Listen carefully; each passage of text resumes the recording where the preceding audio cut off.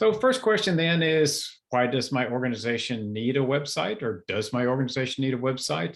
And I do use the term organization there in the broader perspective. Lots of times people think about websites as just for-profit organizations, but a lot of religious and not-for-profit organizations also need and use websites effectively. And one of the big reasons people get websites is it legitimizes your organization. Lots of times if people hear about an organization, the first thing they do is Google it and look for a website. And if they don't find one, sometimes it makes them question the legitimacy a little bit. So it takes care of that issue.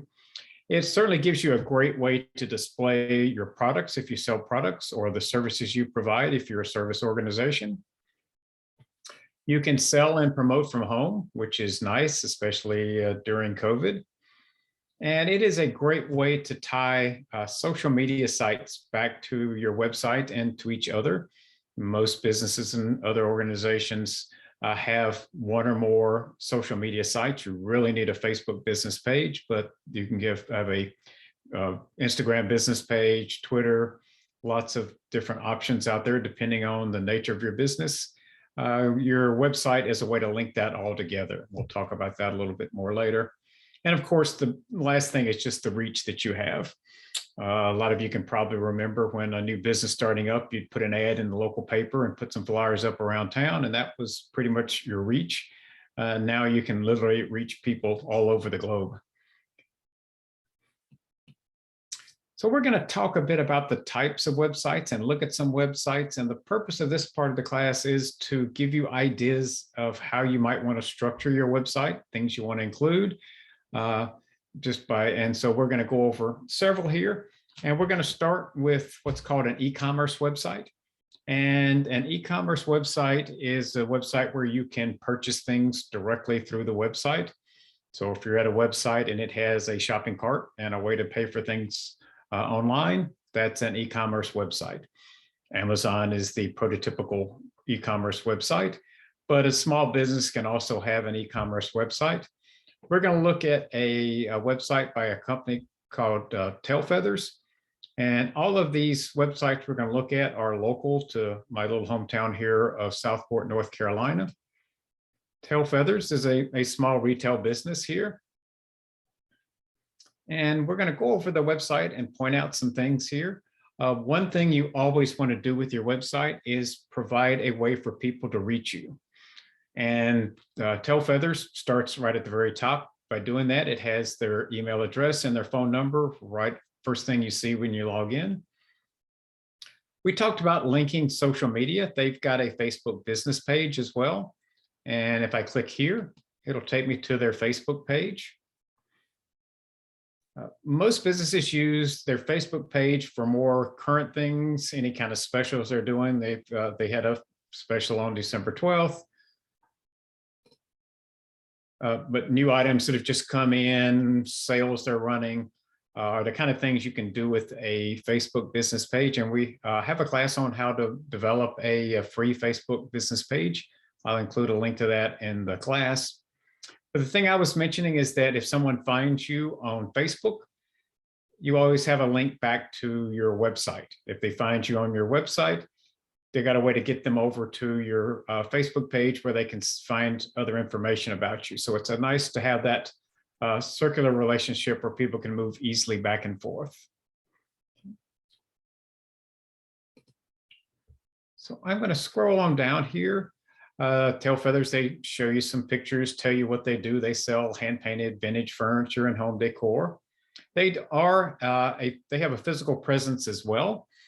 And this is a great idea if you do have a physical presence, put a picture there. So if someone's driving down the street trying to find you, instead of trying to find the street numbers, which are often very hard to find, they know what your facility looks like. They include the street location, hours of operation. We mentioned you always want a way for people to get in contact with you, and they've got several other ways to do this. They've got a contact link here, a contact link here. You might say they've got kind of overloaded with contact information, but it's probably better to have too many options.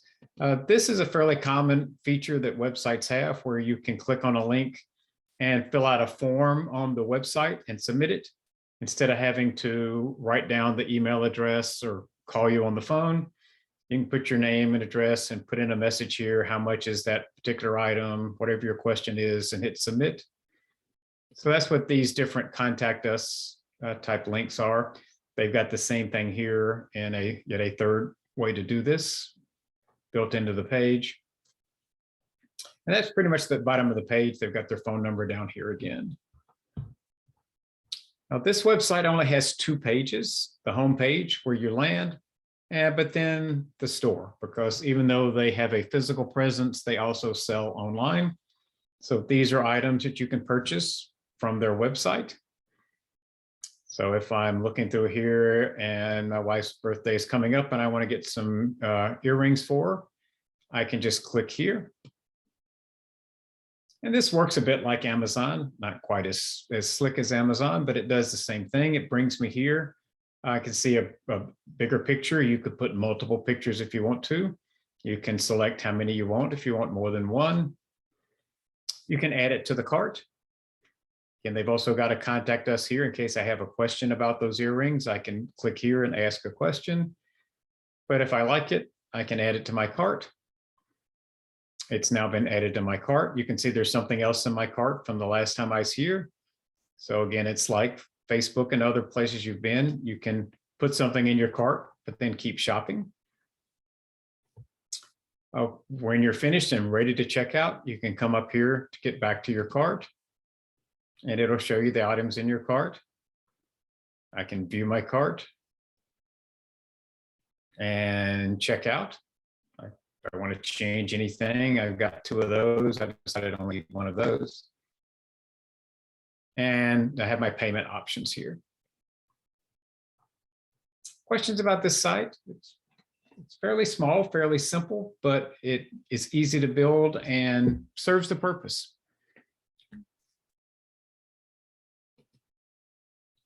We'll go through these websites fairly quickly, but if you have questions, go ahead and ask. Next thing we're going to talk about is a not-for-profit website. And they are fairly similar to a for-profit website, but there's 2 big differences that we'll talk about. If you're not-for-profit, you want to provide ways for people to donate money or items to your organization, and you want to provide a way for them to volunteer and help you out. So I'm going to go to another website. This is another local organization. It's a little larger organization. And so their website is a little more sophisticated. This is Bald Head Island Conservancy. Bald Head Island is a small island off the coast of North Carolina. And so as you can see, it's a little slicker website. They've got more social media links here: Facebook, Twitter, Instagram, YouTube, Pinterest, LinkedIn. But it works fairly similarly. But the 2 things I'll point out here for this one that are unique is front and center on the top of the page is donate, because for-profits are almost always looking for donations. So you could click here. It actually opens a separate tab where I could go down and indicate what area or project I want to support, put in my information, put in my credit card, and go ahead and donate.